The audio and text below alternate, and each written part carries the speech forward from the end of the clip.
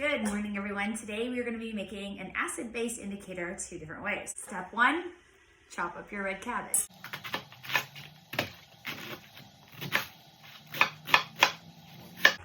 If you need an adult to help you with this, so you don't chop your hands, probably a good idea. The next step is to fill up your blender.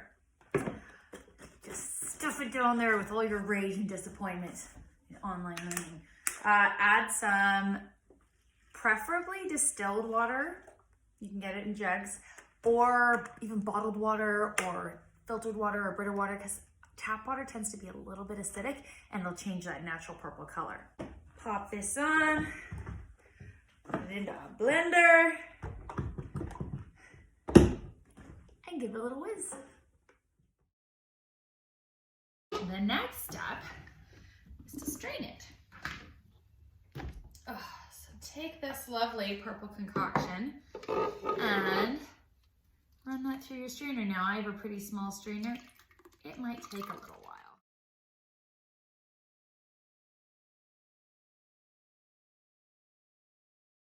Okay, so my kitchen's a bit of a mess now, but I have this beautiful purple, red cabbage, purple colored named red cabbage juice. Another way to do it is to just chop it up into pieces, put that same amount of boiling water, distilled water on top, boil it on the stove, and then strain it.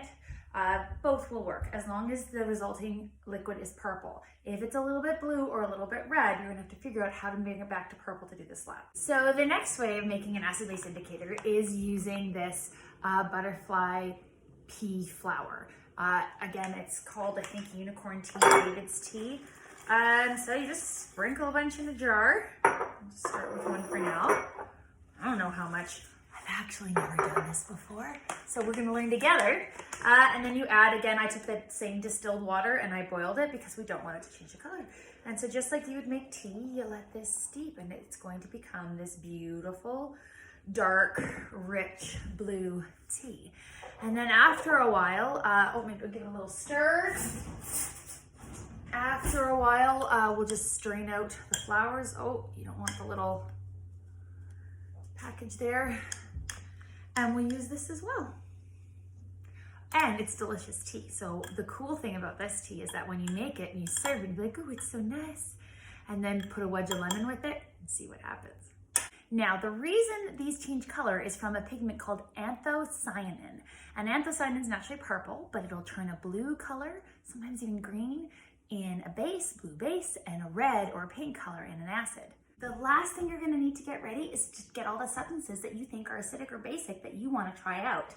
So just get a bunch of glasses and you have to make sure that they're all in solution. So I'm gonna show you some examples.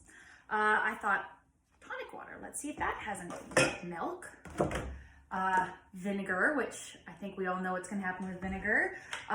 Bleach, this is a good one, but again, safety first when you're using any kind of chemicals. You should have your hair tied back, glasses on, wash your hands after. Bleach can be corrosive. I also have some hand sanitizer, although I'm not sure if I want to waste this right now. And here's a good one, lemon juice.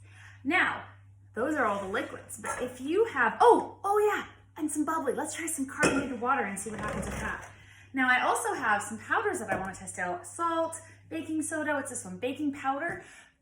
Even sugar would work. So you have to take all these, you have to put a couple scoops in a glass with some water and make a solution. It reacts better when in solution. So make sure you have your indicator ready, your glasses, and all the substances you want to test, and we'll try it out together.